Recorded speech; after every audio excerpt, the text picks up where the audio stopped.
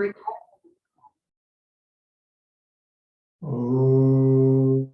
स्थापकाय च धर्मस्य सर्वधर्मस्वरूपिणे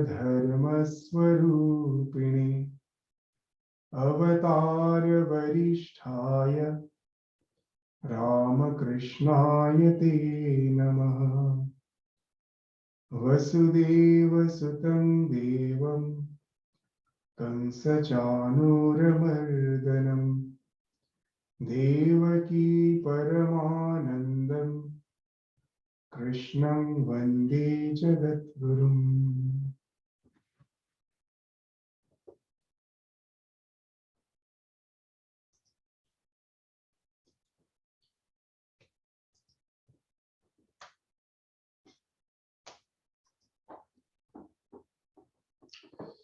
So in the last class, we were studying the 45th sloka of the second chapter of Shrimad Bhagavad Gita, where we find that the negativities which we can transcend when one becomes Nitya Sattvastha. When you get established in Sattva, tranquility, placidity. The Sattva speaks of illumination.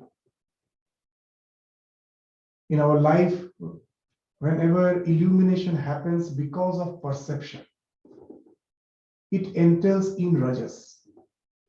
I see something that motivates me to certain type of action. I hear something that motivates me to some type of action. I take some mental resolution that motivates me to some type of action. So what is happening? Sattva is constantly getting mutated into Rajas. But there is a state where illumination do happen, but it never enters in response. You can just stay in that state of illumination. Like when I am meditating on myself, it speaks of illumination. So here is the difference, that when we say we have to go beyond the stimuli response conditioning, that doesn't mean we have to become like a veggie in tamas. We can be in sattva, and there we don't allow the mutation of the gunas to happen. That's what is meant by nitya sattvastha. Nitya means always in sattva. You don't allow the mutation. In our life, constantly that mutation is happening. We are taking risks, whatever the five senses are through which we are drawing in the five type of perceptions, that constitutes our world. That in turn results in a lot of resolutions. That resolutions results in action. And from that action, what happens? The dualities, all the dualities, the dvandva, in the form of pleasure and pain, or that's why it was spoken of as nirdvanda, nir-yoga kshema atmava. In the last sloka we studied, in the 45th sloka, that our life we will find constantly we are being baffled by the dualities of life. Sometimes we are in ecstasy, then next moment we are in dejection. So we are being baffled by this dvandva, these dualities. And what's the other thing?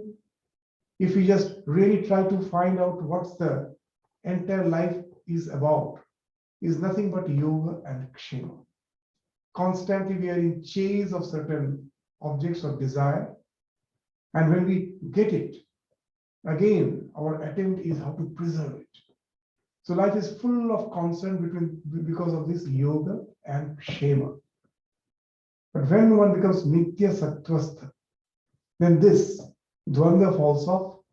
This constant chase after the desires of life, and once we attain them, to preserve it, this constant attempt to preserve them, this falls off. So here we find that in the 45th sloka, actually it is the negativities. How to get rid of the negativities that has been spoken of. But now, even in our day-to-day life, we will find that one who is in a state of chronic depression. So for them also you will find sometimes they're so depressed that the question of dualities have fallen off. There is no duality, pleasure and pain. He is just depressed. Nothing, even a joyful moment cannot make him happy. So he is in a way nirdvandva. He is not in any way responding to the stimuli of life. And yoga kshema, nir-yoga kshema, is all the chase after the desires, ambitions that has fallen off, to preserve that has fallen off. So when we say that when you go beyond the three gunas and you become nitya sattvastha and just try to explain that state by the negative traits, it doesn't actually give a very clear understanding of what that nitya sattvastha means. So now today we will enter into the 46th sloka, which speaks of the ineffable joy which entails from being established in nitya sattva. So it's not a vegetative state. It speaks of an ineffable joy, the joy which is uninterrupted. That's being spoken of in the next sloka. So we will read that sloka and then enter into the discussion. The 46th sloka of the second chapter. Yavanartha udapani sarvata samplutodake tavan sarveshu vedeshu brahmanasya vijarana. So Brahmana, the one who is an enlightened Brahmin. Here the Brahmana doesn't speak of caste. One who contemplates on Brahman, one who have realized Brahman is a Brahmana. So when one is an enlightened Brahmin, the one who is the knower of the self, Brahma janati iti Brahmana, the one who knows the Brahman. So such an enlightened Brahmin, for him, all the Vedas are of no use. So here we find an assertion of the Vedas. It's the uniqueness of the Vedas. It's the only scripture in the world which says that you have to transcend the scripture. All the scriptures say you have to believe in the scripture.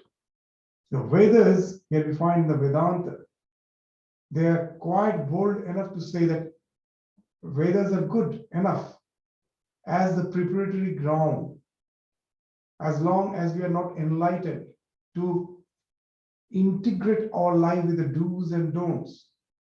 Vedas do play a role, but that's not the be-all and end-all of our existence. We can transcend the Vedas when you become a realized soul.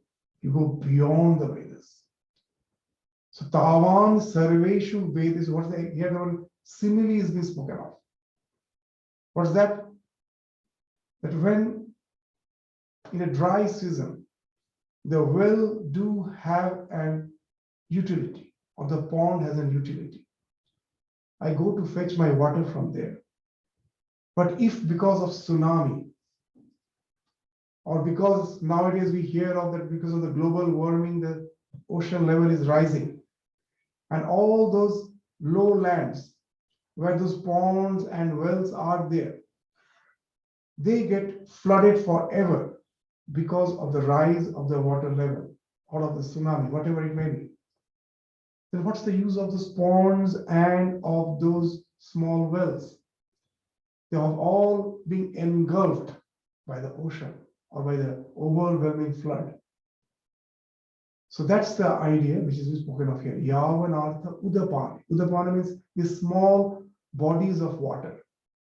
When they get engulfed, when they get overflooded, sarvata samplutodake. Udaka means water. Sampluta means overflowing. Because of flood, because of tsunami, it has got totally is covered with water. Where there is water everywhere. Tavan sarveshu vedeshu. Similarly, that all the Vedas, with all those specific sacrifices, you do this sacrifice, you get a son. If you don't have a son, do putreshti yogya. To get wealth, you do such and such yogya. To have long life, do such and such yogya. So all these yajnas actually speaks of specific desires to go to heaven, to such and such yajna. So all these specific small desires, they are like a small pond, small body of water of the well. They get flooded when the realization is there. So this small happiness is actually overrun by that ineffable joy of being established in the self. So that's the idea which is being exemplified through this simile. Just as the well, the pond, its existence gets annihilated, its no more existence is there.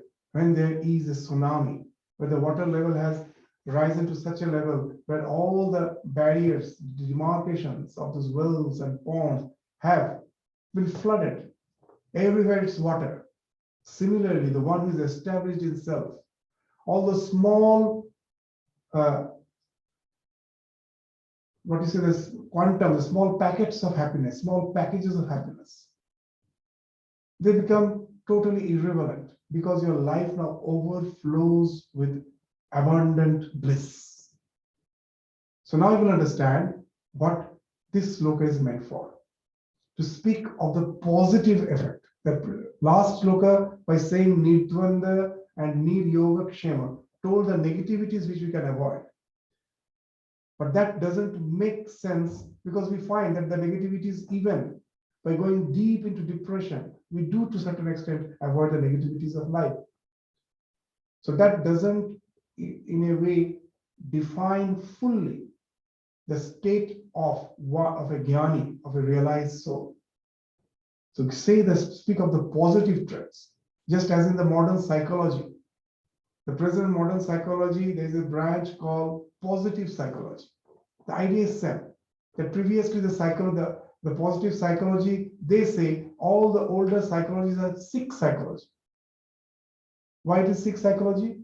That when you have no mental issues, psychology has no meaning for you. That used to be in the olden days.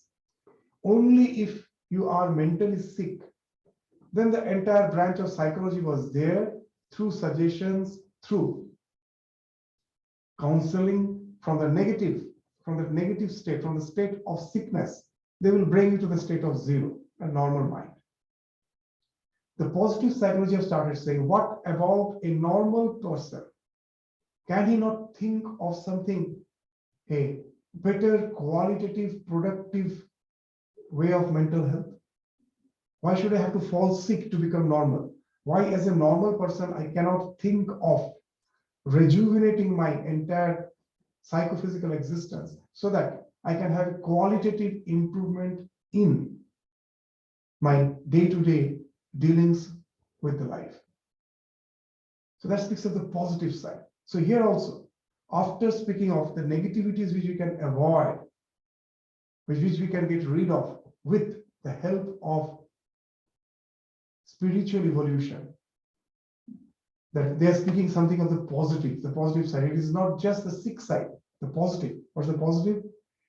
You have a tremendous qualitative improvement in your life.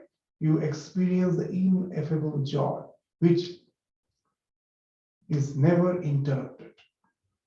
Now, what it is speaking of, this sloka can be very well understood with the help of Swami Vivekananda's allegory, which we go on stating so many times to explain the state of mind, our state of mind. Swami Vivekananda used to say that our mind is like a lake. And all the thoughts, our concerns, thoughts, all the perceptions is creating the turmoil on the mind. And this turmoil are the waves. These are the chitta vrittis, the waves on the mind. As long as the waves are there, Swamiji is saying, the lake is turbulent. I can never see the bottom of the lake. The bottom of the lake is visible only when the lake is calm, the water is not tormented, it is not there is no waves, it is calm, and the water is clean and transparent. You can, as you see the bottom, you can also see the bottom of the lake. So Swamiji is saying that the bottom of the lake of if I compare the mind as a lake, then its bottom is our real nature, which is Sat Chit Ananda Swarup. Sat Swarup speaks of what? In Vedanta, the word Sat has been defined one whose existence is never annihilated. That which is Nitya is Satya. So are we Sat? No, as a psychophysical existence, we cannot be Sat. We were born at a certain point of time, we are going to die at a certain point of time, and even when we exist, we go through the 6 Shadavikara. So we cannot be Sat. Anything which is not eternal is not Sat. So in Vedanta, Sat means that which is eternal, which was, which is, which will be. That which is Trikal Avadhita, whose existence is not interrupted by the 3 phases of time, past, present, and future. So when Vedanta says that you are Sat Swarupa, it is actually a negation of the idea. It's not an attribute. It's not something qualifying your real nature, because the ultimate reality, I cannot understand it with the help of any adjectives. It is beyond all attributes. So when I say Sat Swarupa, you may say, then that is an attribute. Chit is an attribute. Anand is an attribute. But Vedanta, if you have to try to understand Vedanta from its proper perspective, you have to understand in this way, that when we say Sat, it is not actually imposing some attribute on that reality. It is actually negation of my limited sense of existence. At present, I have the idea that my existence started at a certain point of time, is going to end at a certain point of time, and at present it is going through a lot of changes, mutations. So by saying Sat, our scriptures deny our limited existence. And then it says your Chit Swarupa. Then immediately, even modern science will come to the picture and say, yes, nothing is annihilated. As matter and energy, it is indestructible. In some form or other, everything remains as matter or energy. Even the matter at last can be transformed into energy. So that cannot be destroyed. So here again, Vedanta asserts, no, it's not as matter and energy that you are Sat. It's not that matter somehow conglomerated to bring forth as an accident the consciousness. But consciousness is not an epiphenomenon. It's not a product of all the phenomenal process. It's not an epiphenomenon. It is the foundation, the basic substratum of the entire existence. So that Sat Swarupata, which the scripture speaks of, that which is always there, which was, which is, which will be, is again Chit. It is consciousness. And now again we may be baffled and we may be confused. We may think that, okay, maybe that the present state, I know that I exist. That is going to be there through eternity. That's what the scripture is saying. But is it that a very pleasurable state? In my present state, I find that for some time I am happy, again I am dejected. Is this my destiny? That throughout eternity, I will be just going from one end of happiness to the other end of dejection. This dvanda will go on. So again, by Ananda, the word Ananda, the scripture negates this dvandva, this duality of pleasure and pain. There's no, that the real, that your amness of which you are always aware is Ananda Swarupa. Now the question comes, then from where this misery comes, the suffering comes, the dissatisfaction in life comes? So here again, let us go back to the example of Swamiji. The mind is like a lake. Its waves are the thoughts, the concerns, the anxieties or resolutions, which speaks of the vrittis. The bottom of the lake is Sat Chit Ananda Swarup. Now what Swamiji is saying is very interesting, that as long as the waves are there in the mind, the Sat Swarupata and the Chit Swarupata never gets filtered out. Even when I am utterly suffering, I am utterly dejected, I know I am. It is I who am rejected. That I am, my amness is always with me. I never forget about that. So however my mind may be in turmoil, I never forget my Sat Swarupata and my Chit Swarupata. I know I exist. That is always there. I, with my amness, am existing, whether I am happy or whether I am dejected. What gets filtered out is Ananda Swarupata. That self is in eternal bliss. That gets filtered out. So in this life, because of ignorance, ajnana, the constant mistake which we are doing, we think that happiness comes from outside. That is, I want something, I desire something, I intently desire, till I haven't got it, I'm suffering, I'm dissatisfied. The moment I get it, I'm terribly happy.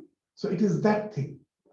The latest model of the car, the wealth, all those things has made me happy. Power, position in life has made me happy. That's what we think. But actually what Swamiji is saying is interesting. He's saying what has happened, it is never the desires make us happy. The fulfillment of desires never make us happy.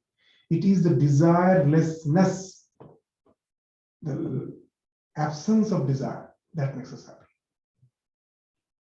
So we will gradually relate with this idea, with this sloka. So what happens the moment when I have an intense desire?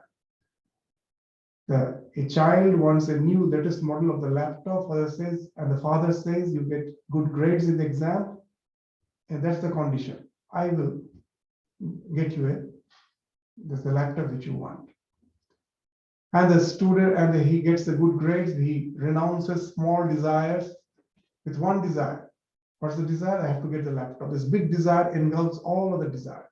In the mind, one desire is there. I have to get the laptop. He studies well, gets the good grades, and father, as per the condition, buys the laptop. He gets it in his hand, and he's ecstatic, full of joy.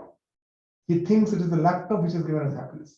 But what has happened? All the small desires were engulfed by this big desire. I want this laptop.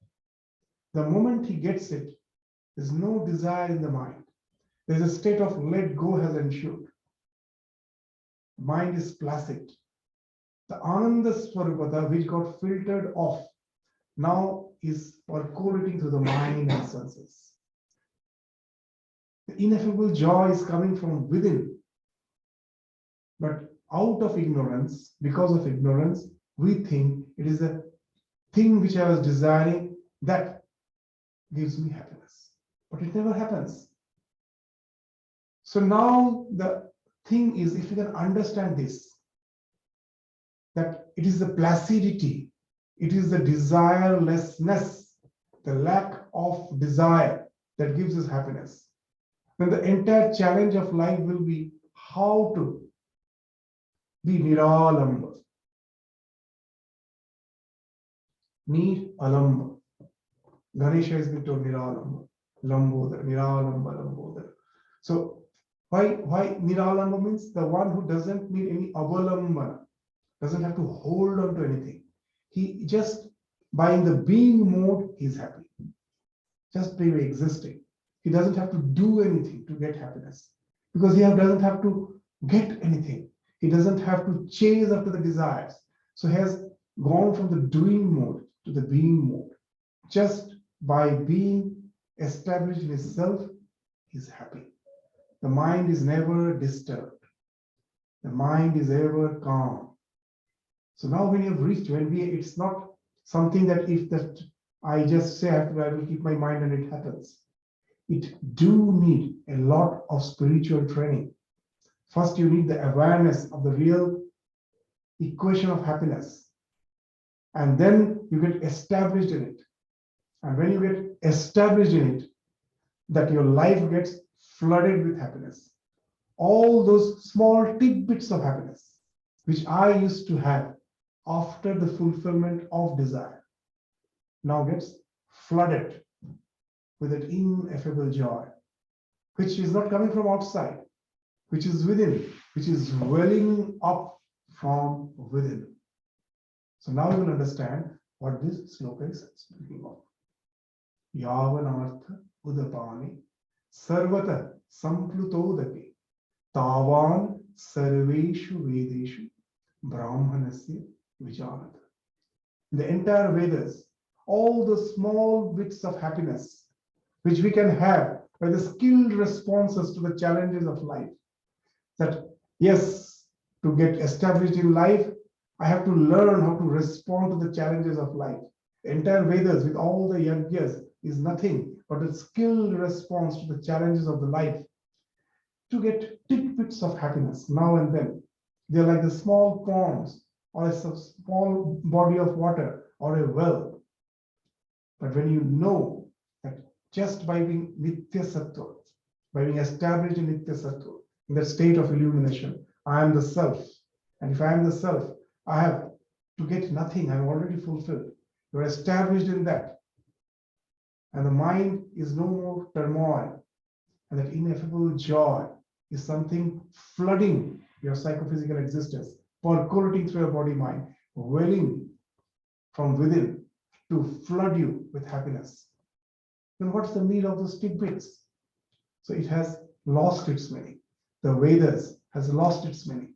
You have now transcended the Vedas, which speaks, its Karma Kanda speaks of all those small happiness. So the main idea is the moment we know that the happiness is something which is the essence of our being, the bliss is the essence of our being, then all these activities, this our attempt to clench to the desires of the world is bound to fall off. As there's a very nice story, there are nice, that in our tradition, this Vedanta, apart from Vedanta, there is something called oral tradition, which we have got from the Munis and the Rishis. And there are so many stories in this oral tradition. One such story is a very interesting story. It goes like this, that a king had a minister.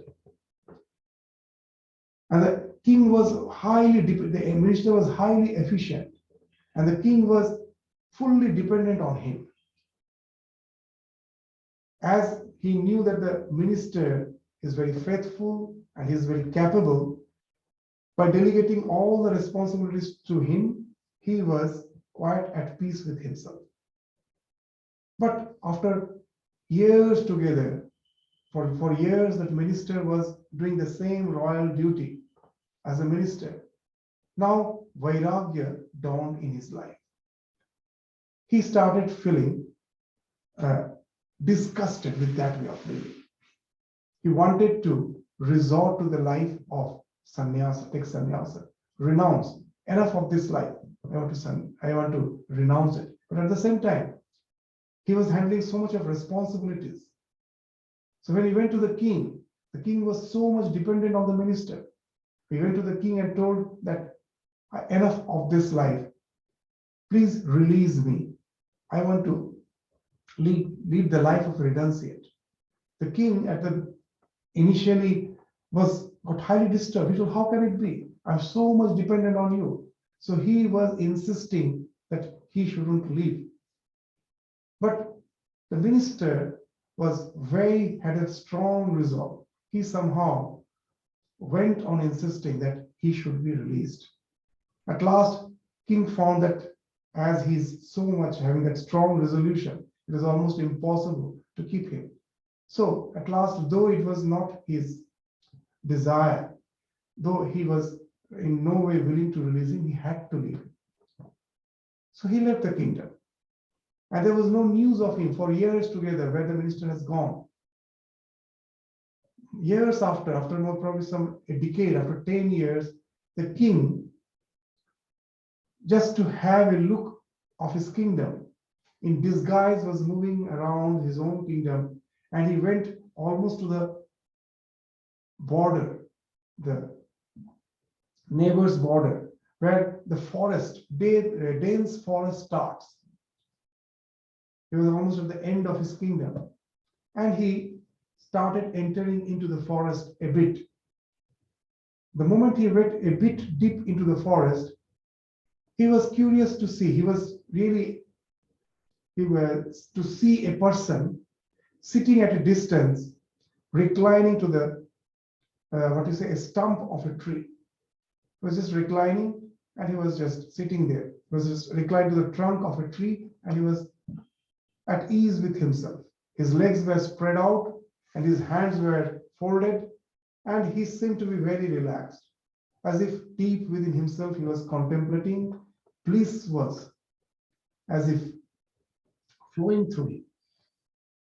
The king was curious. Who is this person sitting in this deep forest? At this, almost it was a dusk. It was about to be dark. So the king proceeded near him. When he proceeded, he just went near him.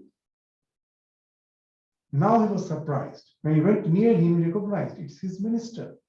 It's a minister who, after renouncing the world, of whom he had no news, he found it is he who was sitting there. Now he was really very much surprised to see him. He went and stood near him, thinking the minister will of course recognize him and will just stand up in reverence. After all, he was his subordinate for such a long time. So he had that expectation that out of respect, out of reverence, he will come and stand in front of him. But the minister, even after looking at the king, was in the same relaxed way. He was in the same relaxed pose. He was sitting with the legs spread out and with the hands folded. The king felt a bit offended. It's okay that he is not my minister, but after all, he was my minister for such a long time. He should have such a little sense of that gratitude, respect. So, just seeing him that he has spread his leg and sitting with the folded hands, he just to indirectly just indicate that it is something which he has never expected. He expected that such a little, at least a little respect, a little reverence. So he indirectly told that, Pao Phalaya Kapse, from when have you learned to sit like this with your legs stretched out? Immediately the reply came, Haath Sameta Japse, when I have learned to fold my hands. From that time, there is no fear, no want. Previously, I had the want, I had to stretch my hand every time in front of you. All the work I did at last was for that stretched hand, which wanted wealth, position, all those things in life. Haath Sameta, now I have folded my hands. I don't need. I have understood that the bliss comes from within. I don't have to stretch out my hand to get the objects of desires. So Haath Sameta, the moment I have folded my hands, I stretch out my legs. Pao Phalaya Tapse. Haath Sameta Japse, Pao Phalaya Tapse. So Pao Phalaya Kapse, Haath Sameta Japse. So this is the idea that there are so many such stories that the king one day went to the forest, is in the gospel, and saw a fakir, a saint there. He was so impressed by him, he wanted to bring him to his palace. The saint was not willing, but because the king was insisting, at last he came. The king told that, I want to offer you some gift. Please come and stay. I want to offer you some gift.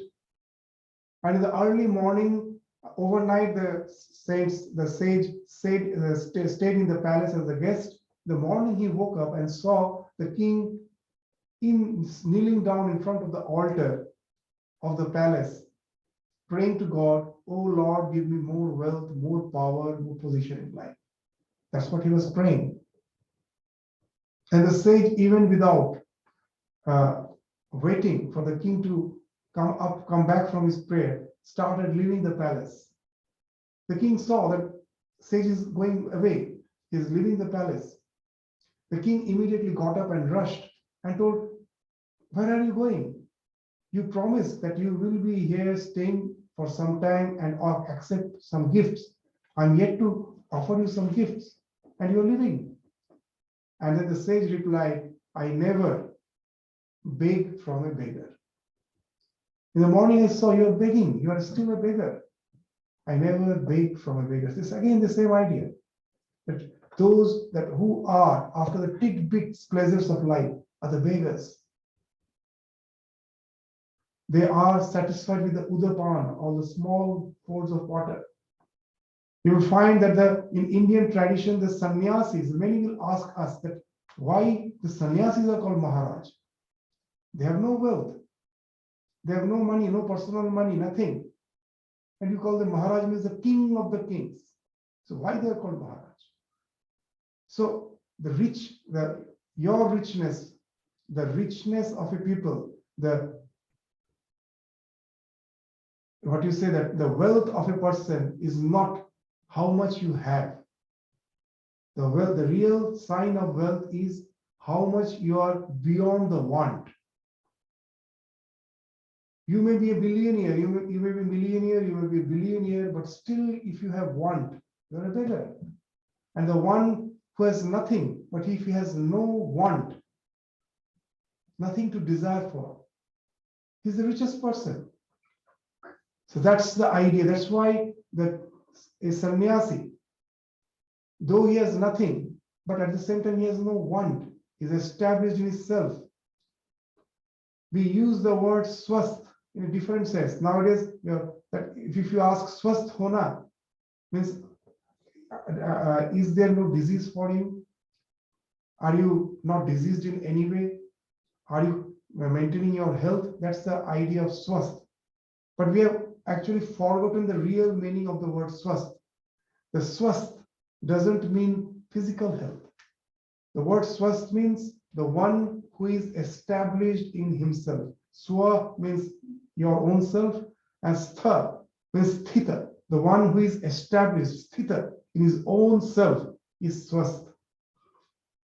So that's why when a monk meets another monk, he asks just to make him aware that he shouldn't be distracted by the apparent pleasures of life. He should be established in himself.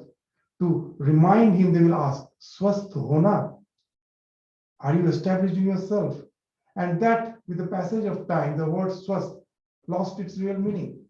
We use it, if you have no disease, if you are not sick, you are just in a good health, and we say you are swasth. But actually we are all diseased. Only the one who is established in himself, the one who is swa me sthit, the one who is established in his own self, is swasth. Rest all are diseased. Why all are diseased? What's the sign of disease? That when I'm enjoying health, I'm not aware of any particular part of my body. Health, as if throbs through my entire body. I have a sense of this bodilessness, as if I have no body. When you're healthy, what's the sign of disease? That health which was percolating, the life which was percolating through an entire body, throbbing through an entire body, now gets localized. You say, my head is aching, I have a headache, I have a heartache, my knees are paining, my stomach is aching. So what is disease? That life which was throbbing through the entire body, which when gets localized to a particular part of the body, that's dis-ease. Your ease has gone. You are diseased. Similarly, the non-local consciousness, which is beyond locality, the moment it gets localized in the psychophysical existence, from then the disease has started. So we all are diseased in spiritual sense. The moment we get established in the self, all these localities falls off. All the udapana, this speaks of the localities. Small bodies of water, these are the localities. They fall off. Samplutodaki, you get flooded with the ineffable joy. This speaks of the non-locality, the ocean. And then you have transcended the Vedas. You see how these slokas are wonderful. Just in two slokas, the previous sloka speaks of how to take care of the negativities of our life.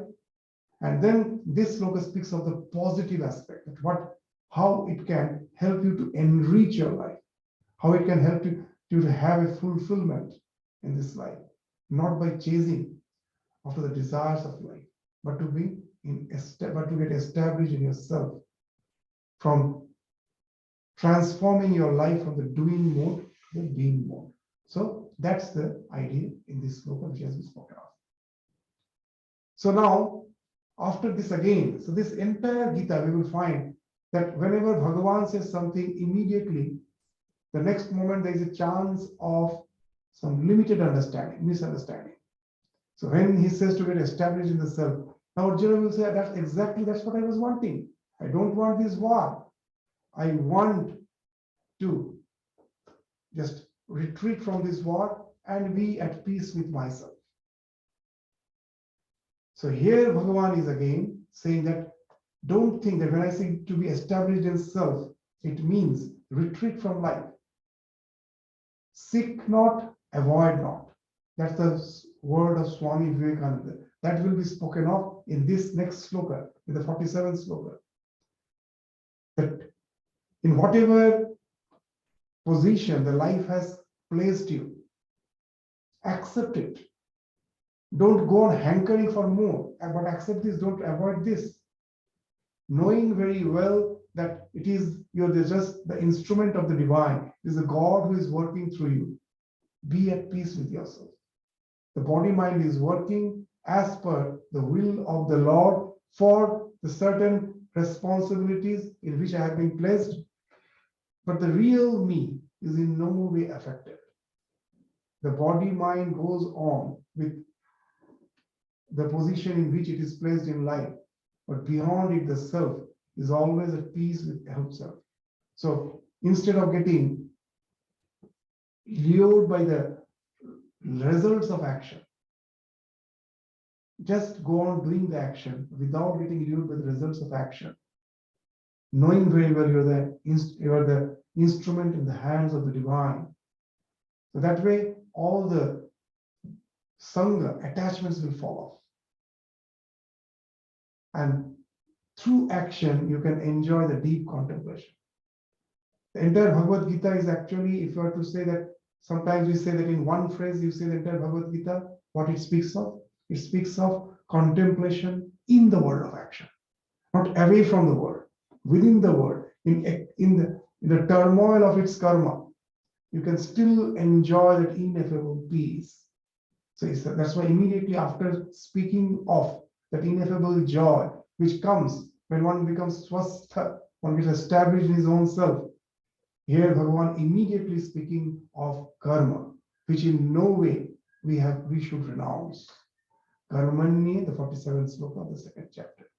Karmanye vadhikaraste ma phaleshu kadachana ma karma phala heturbhu ma te sango swakarmani.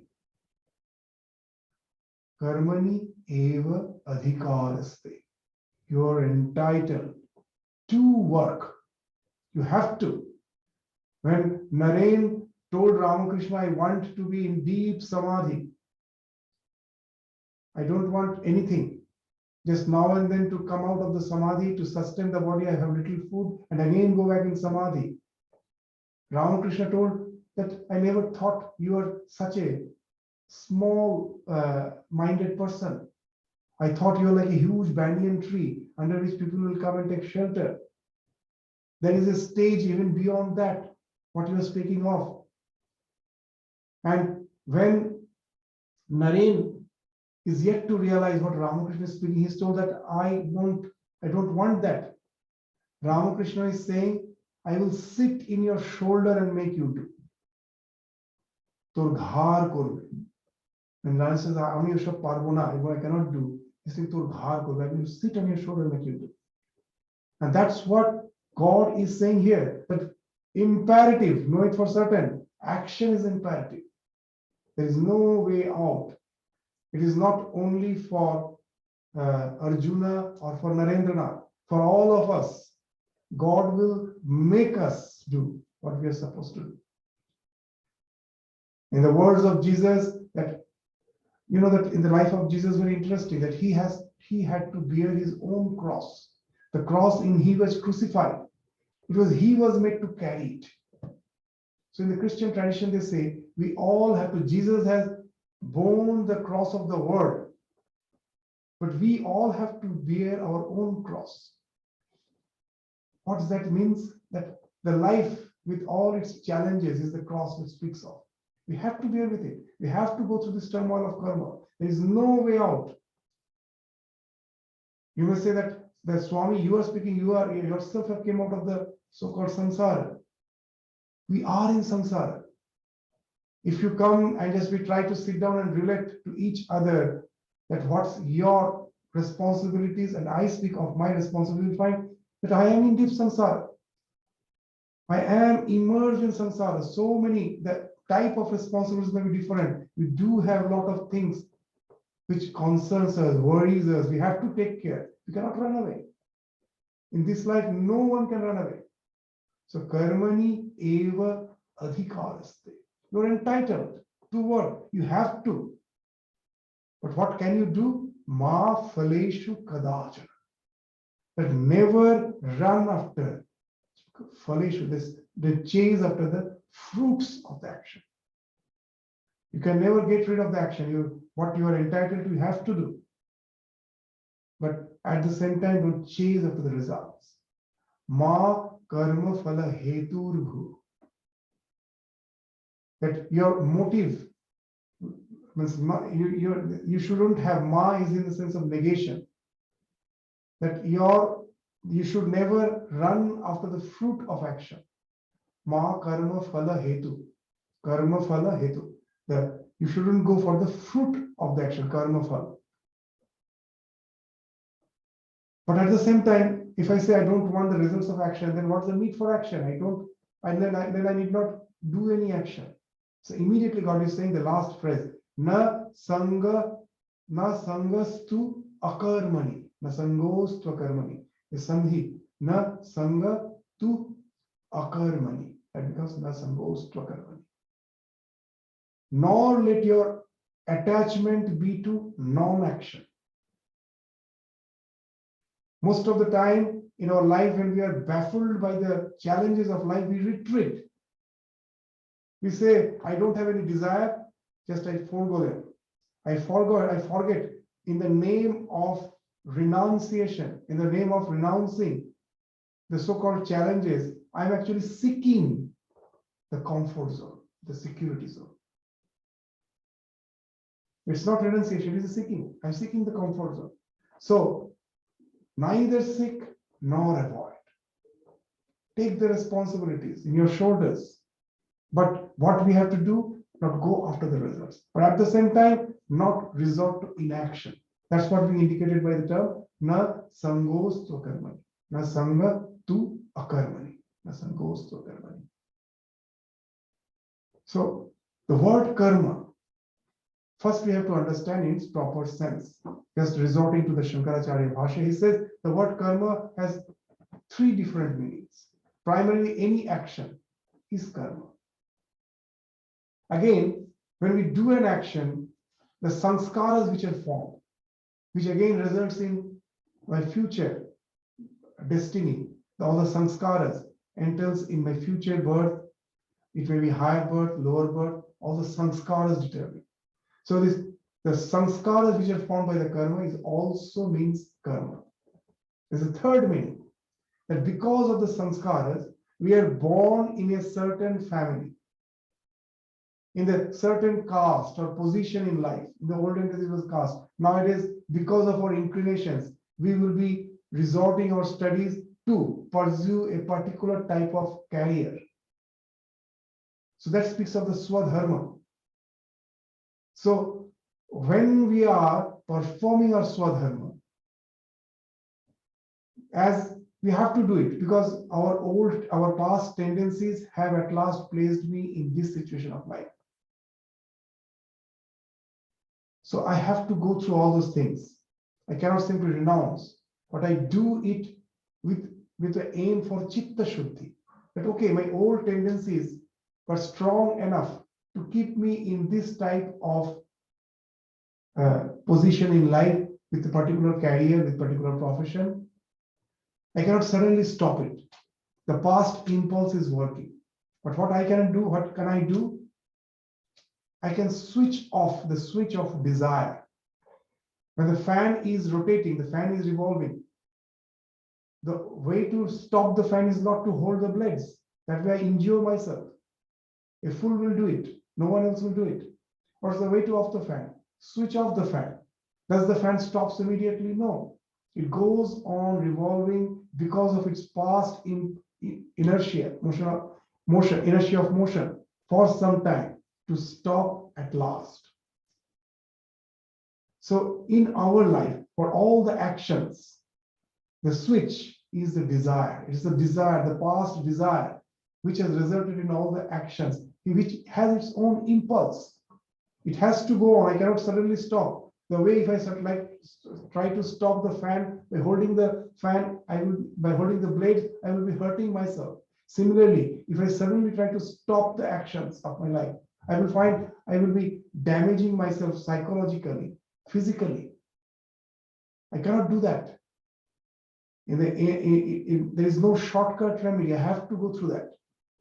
But what can I do? Just the way to stop the fan is switch off the fan. Here also I have to switch off the flow of desires, which has resulted in all the past actions and the latent impressions, which has resulted in the present birth with the impulse for action.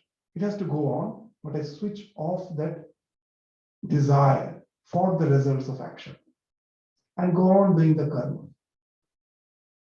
So here Bhagavan is speaking in that third sense of nishkama karma. So you have to do karma, do it without seeking for the results. Don't seek for the results, because know it for certain that all the results of action which I think I enjoy, I never enjoy. God is saying, Bhagavan is saying, Ma phaleshu kadachana. Don't run after the fruits of the actions, because know it for certain, it is not you who ever enjoy the fruits of action. This is a big ignorance. This is a big ajnana, that we think we enjoy the fruits of action. We never enjoy the fruits of action. All the so-called happiness in life is not something which I enjoy. It is just a lollipop of the nature to make us do something by which the nature is sustained. Its intention is never to give us happiness. So this chase after the results of happiness is something which itself speaks of our delusion. We are in this life, in eternal chase after the desire, which never gets fulfilled. You will find one desire you think is fulfilled, another desire comes. Why it happens? That's why the phala we can never really, the results of actions we can never enjoy. Because that's the plan of this nature. It is not meant for us. That all at last, if you try to find out all the desires, Ashana, all the desires at last can boil down to three Ashana, nothing else. Putraishana, Vittaishana, and Yashaishana.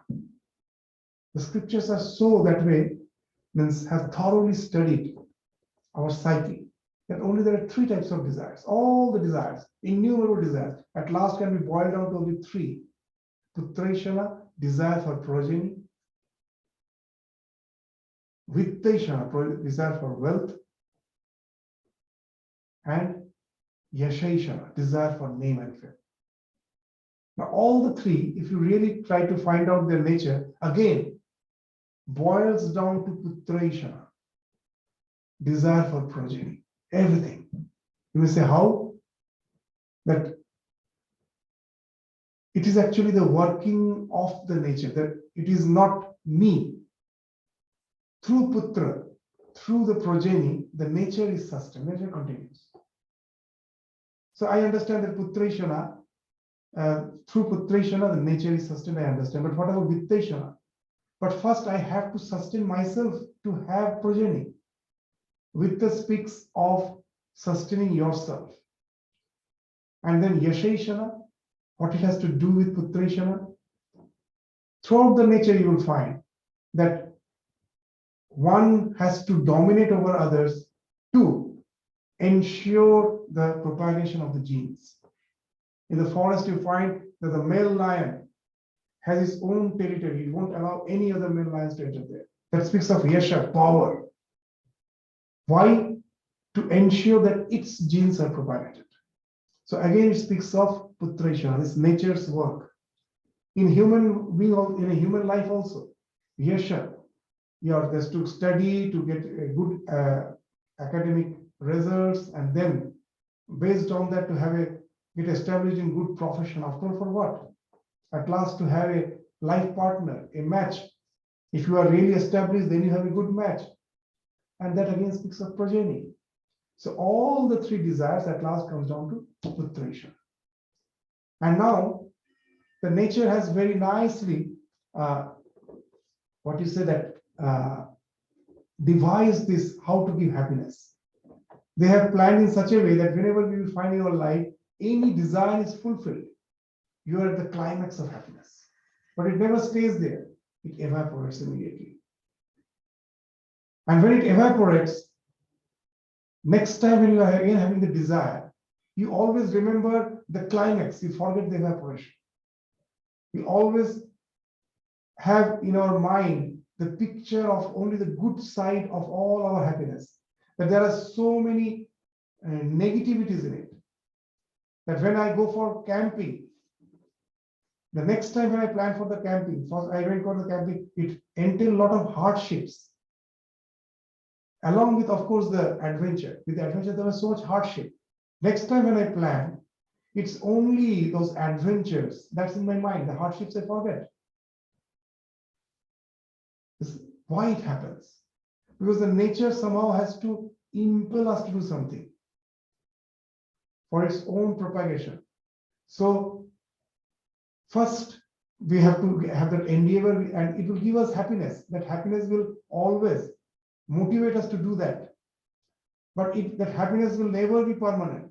Because if it is permanent, I won't try again.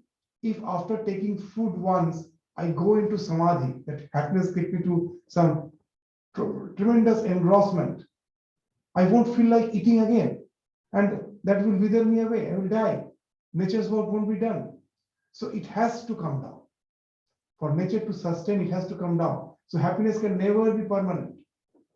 The nature's plan is such, because otherwise nature cannot be sustained. If it gives you a permanent happiness, it will never be sustained. So it has to come down. But again, next time when I try, if I just remember the evaporation, I won't try. So the nature makes me forget all the hardships, all the evaporations. It keeps in my mind only the ecstasy. Just see how nature is befooling us. Happiness is never ours. And again, you will find that we always find more happiness in anticipation than in the act itself. Your plan to go for a trip, when you're already in the trip, you find it's flat. All the so-called all the sense of adventure which you are having when you are planning, all the excitement, it's gone. Why? Because once you're anticipating and you have planned, nature's work is done.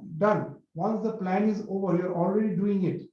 The nature has now no intention to give you happiness, because after all, she has already made you to do the thing.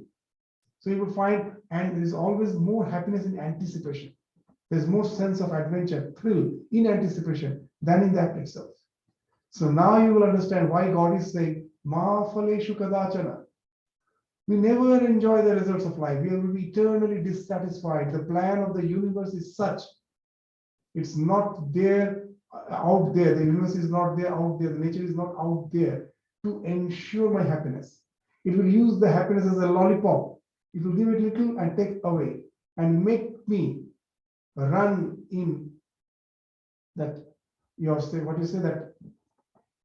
a treadmill, hedonistic treadmill. In a treadmill, we are constantly running, but we go nowhere. In the same place we run, ever running, never reaching, not a distant glimpse of shore. In the same place we go running, eternally dissatisfied, no satisfaction. Because that's the nature of the world. But we, being fooled, eternally chase after those desires, thinking that phala is waiting for me. It's not waiting. It will just come for a fraction of a second and goes. That's the plan of the nature. And that's the way that happiness is there to lure us to do something by which the nature is sustained. It's not there to really give us happiness. So that's why Mahafale Shukadachana, don't desire for that. You will never get happiness that way. But the action do have a meaning. This action, out of ignorance, it has started. The same action has to go on to take us out of ignorance. The same action which has taken us spirally downwards can take us spirally upwards. Only the motivation behind it has to change. But with the eternal chase after the desires, our action started. Now I know very well, it has created an impulse which cannot be stopped immediately. I have to take away the force behind it, the desire, impulsive force. And then the Chitta Shuddhi starts.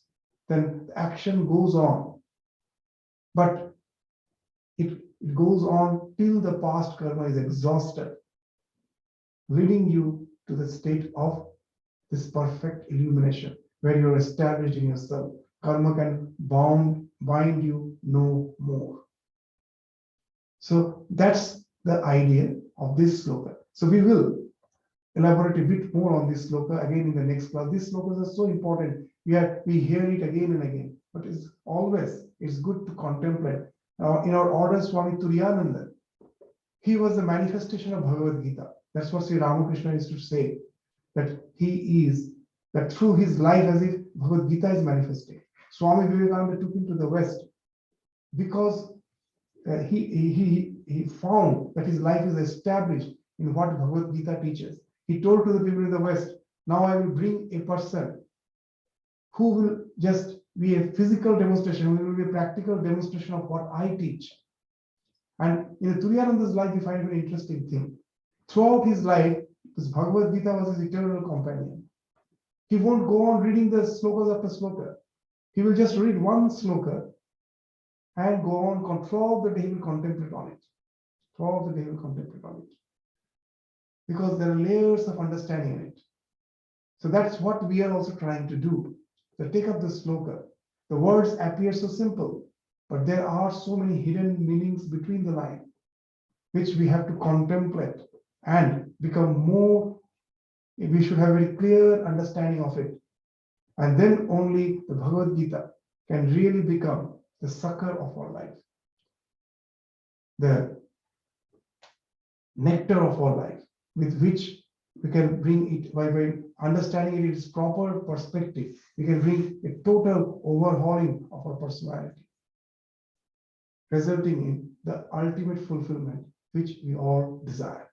So with this, we stop our discussion today. We will continue from the 47th sloka again in the next class. Thank you all. Namaskar.